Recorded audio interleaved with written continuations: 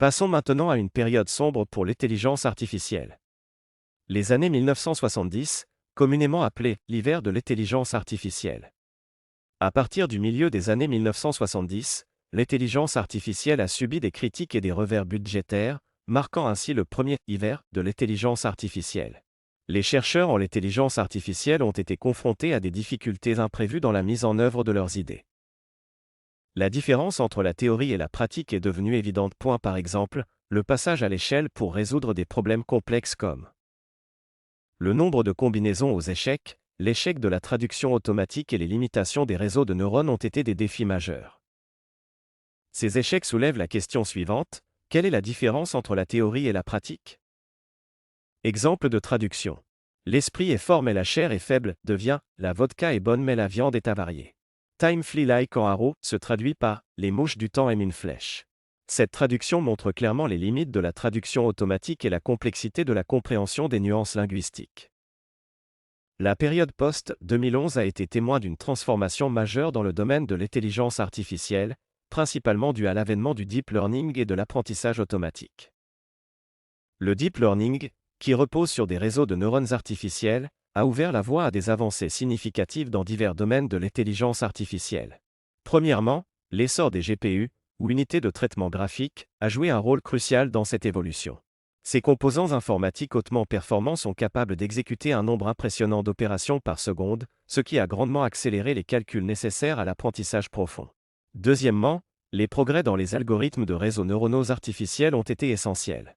Ces algorithmes, inspirés par le fonctionnement du cerveau humain, ont été optimisés et affinés pour permettre aux machines d'apprendre de manière autonome à partir de grandes quantités de données. Enfin, la disponibilité croissante de vastes ensembles de données a été un élément clé de cette révolution.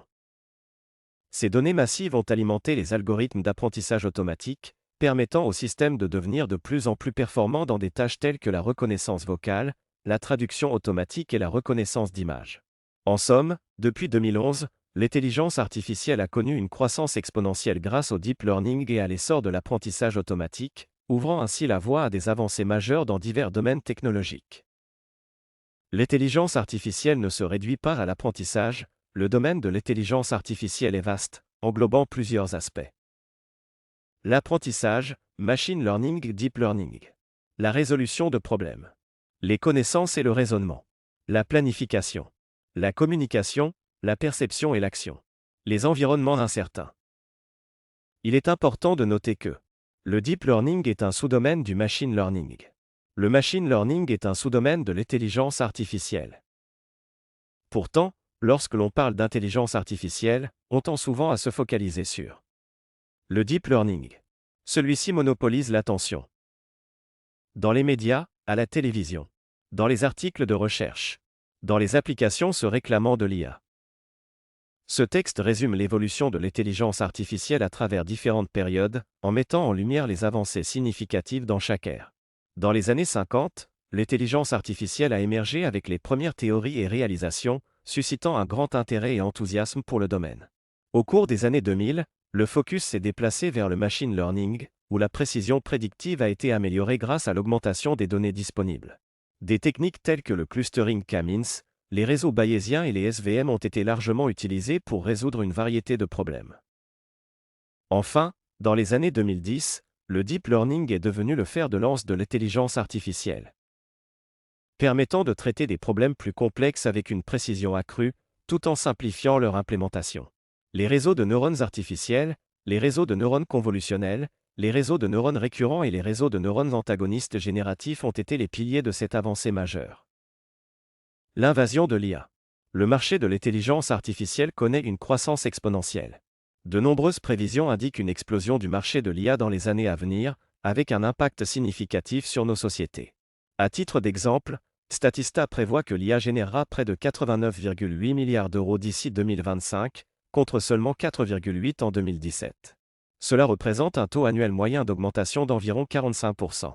Cette section met en lumière la croissance rapide du marché de l'intelligence artificielle, soulignant son importance croissante dans nos vies et dans l'économie mondiale.